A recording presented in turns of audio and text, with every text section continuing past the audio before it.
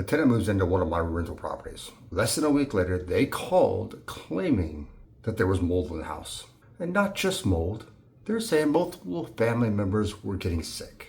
They told us they could smell mold in every room. And before I even had time to investigate, they're already talking about attorneys.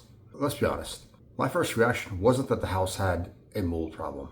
My first reaction was that this is going to be one of those tenants, those professional tenants, the kind that moves in and then immediately starts creating problems, the kind that already start talking about lawyers before you even have a chance to fix anything. Something about it didn't sit right with me. Timing, threats, certainty, but I've learned over the years that you don't win arguments with tenants. You win with documentation, inspections, and facts. So, whether I thought they were right or wrong didn't really matter. What matters was building a file, following the evidence wherever it led. Because if they were right, we had a serious issue. And if I ignored it, things could get expensive quickly. What made the whole thing even stranger is that I personally lived in that house. It wasn't a new house. It was about 60 years old, but it had been maintained, updated, and remodeled over the years. I never had a mold issue, never smelled mold. Before the tenants moved in, the house had been professionally cleaned. HVAC was serviced, ductwork, everything seemed fine. Now, I had two competing thoughts. One part of me was saying, something ain't adding up. The other part of me kept wondering, did I freaking miss something? The complaints kept coming. Tenants said everyone was being affected. The kids, grandparents, everyone. They bought an in-home mold test. Later, they sent samples off for additional testing. And when the results came back, things got even more freaking complicated because the report showed elevated mold counts. For the first time, it felt like there may be something there. On paper, they weren't wrong. At that point, the property manager and I totally went into investigation mode. If there was mold, we find it. If it wasn't, we prove it. Either way, we're going to have some documentation. So we started attacking the problem from every angle. Ductwork, moisture intrusion, anything that could explain what the tenants were reporting. And every time I thought we were finally going to get an answer, another contractor would come back and tell us the same thing. Can't find anything. That's when the situation became frustrating. If there was mold, I wanted to find it. If there wasn't mold, I wanted to prove it. But week after week, we couldn't do either.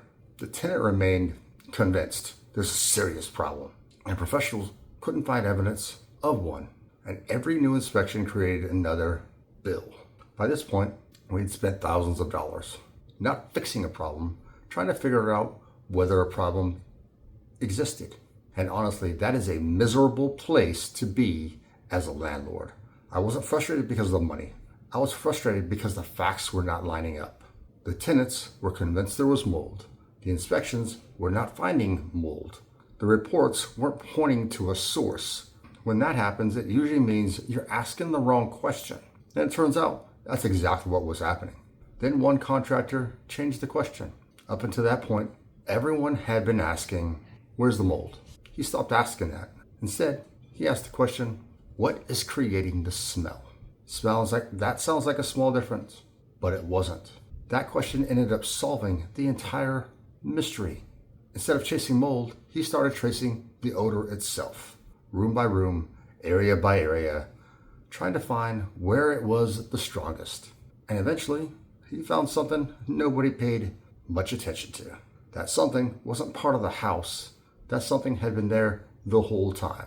And I'll admit it, by this point, I was starting to question myself. Maybe we missed something. Maybe the contractors missed something. Maybe the tenant was right all along. After 2 months, multiple inspections, mold testing, contractor visits, almost $5,000 in costs, we finally had our answer. And the smell was not coming from the house at all. Not coming from the walls, HVAC, attic, some crazy hidden leak. It was coming from a half-open bag of wet potting soil sitting in the basement. A bag the tenant had brought into the house. That's it. That was the smell. The source.